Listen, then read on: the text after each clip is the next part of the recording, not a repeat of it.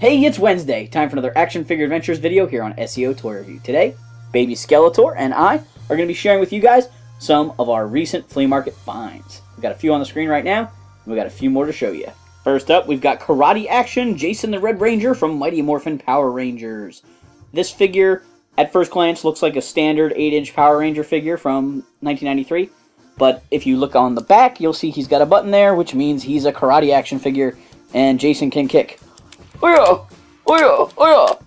Take that, Goldar! Hurrah! This figure's in pretty decent shape, actually. His chest paint and stuff, not too bad. That was one of the reasons why I picked him up. He was also pretty inexpensive. I'm going to give him a little scrub and see if he cleans up at all. And I think he'll look good on my shelf with my other Mighty Morphin Power Rangers. Alright, next up, Hachiman.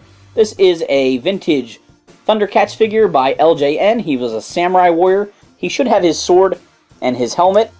He has a little button on the side here that activates his sword fighting feature. There we go. I had Hachiman as a kid. I always had fun with that figure. Kind of wished he could pose other than holding the sword right in front of his face all the time. It's a good feature, but that pose got old, I think, as a kid. Next up, we have the Jailbird from Cops and Crooks. We got some a little more obscure toy line here. Cops and Crooks was made by Hasbro in the late 80s, and it was like really big, I don't know, like 6-inch sized figures that were constructed like they're 3 3/4-inch G.I. Joes. This was one of the vehicles, the Jailbird. It was a bad guy vehicle for the Crooks. That one is missing some pieces. There should be a seatbelt and some landing gear, and there's actually little bombs that hook on the little wings on the side. But it's not bad, and, just grabbed it. Kind of, looks good in the background, a little display kind of piece. Next up, we've got Red King. This is an Ultraman monster. There's actually been a couple different versions of Red King in the Ultraman series, because a lot of their monsters, even though they get destroyed, come back to fight another day, similar to Power Rangers. And I saw this guy, I figured I needed to grab him. I don't think I have a Red King in my collection, and he's kind of a well-known Ultraman monster. Put him back there.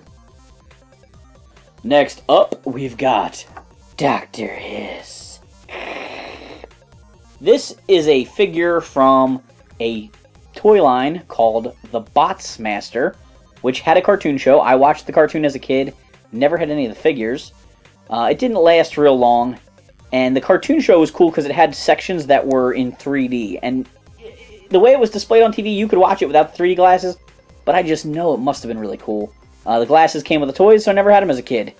Dr. Hiss here is a weird, half human, half robot kind of guy. He's got this creepy robot hand here, and it actually stretches out a little bit. He's got his heart on his chest there, which I'll come back to. He's got a robotic leg here, which was supposed to kick, according to his package. So I don't know if this one's broken or worn out or something, but mine doesn't do it. But I online, looking at his packaging, he was supposed to be able to kick. And then his chest is supposed to pump blood. So think Mosquitor from Masters of the Universe. But I've never gotten this to look like any blood is pumping. I don't know. I don't think it works anymore. I can't see any blood pumping. Next up, we've got two orange army ants.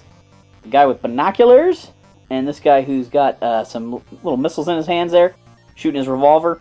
These guys have their guts. This one has his backpack piece. So I think this guy might be complete, actually, which is the reason I grabbed him. And this guy is definitely missing his gun. You can see there's a pin there for it. But he looks okay displayed, so I grabbed him as well. The same seller had a few other characters, and some that I really like, but they looked goofy, missing their accessories, and army ant accessories are hard to find. So I just grabbed these two. Last but not least, we have the auto-morphing yellow Zeo Ranger. She's got her, Ranger uniform on with the holsters on the side. I didn't get any accessories with her. But when you push the button, they changed. It's not the morpher button on the front anymore. It's actually like a little tab on their back. But when you flip that, Zeo Ranger 2. Thanks for watching this Action Figure Adventures video. Do Baby Skeletor a favor, hit that like and subscribe button.